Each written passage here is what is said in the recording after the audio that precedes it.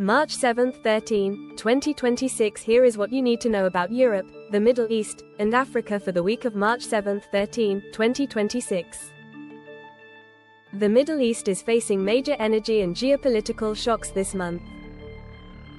Saudi Arabia, along with OPEC partners like the UAE, Kuwait, and Iraq, has cut oil production in response to the ongoing war with Iran.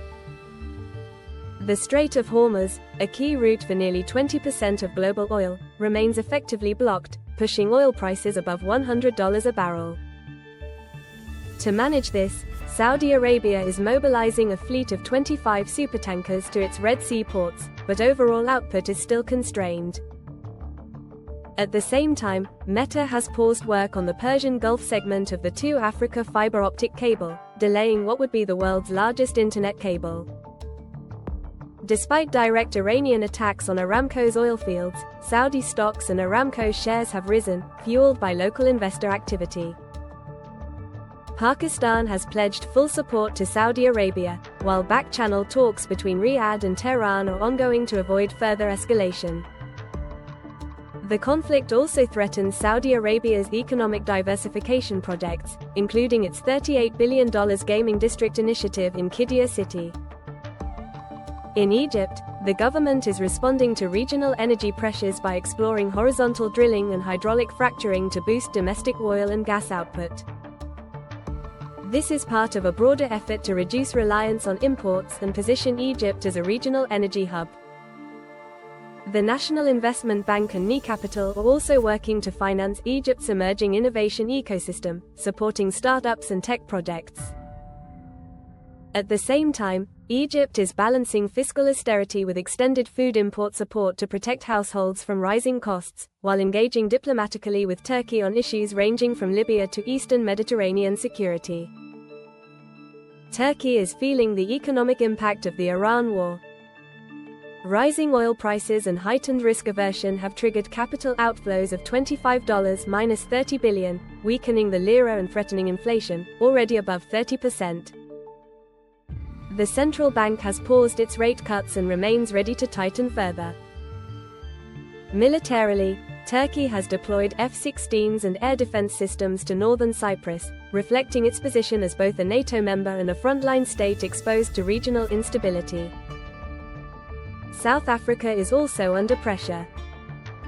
The rand has weakened significantly, diesel supplies are restricted for farmers, and global oil shocks are feeding inflation risks. Despite these challenges, the country's GDP grew modestly at 1.1%, supported by finance and mining. South Africa is pursuing long-term investment projects, including a $92 billion state property strategy and a $34 billion high-speed rail project, while exploring industrial partnerships with Chinese firms like Great Wall Motor. Security remains a concern, with 2,200 soldiers deployed nationwide to combat organized crime and high rates of gender-based violence.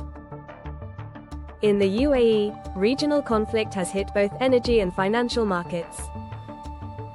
Iranian drone strikes forced a shutdown at ADNOC's Ruwais refinery, one of the country's largest. Oil prices surged to near $120 per barrel, while UAE stock indices fell to 12-month lows as foreign investors exited. Real estate markets in Dubai collapsed, undoing gains from previous years, as perceived security risks deter new investment. Finally, in Poland, external shocks are shaping economic policy. February inflation was moderate at 2.1%, but rising oil prices limit central bank flexibility.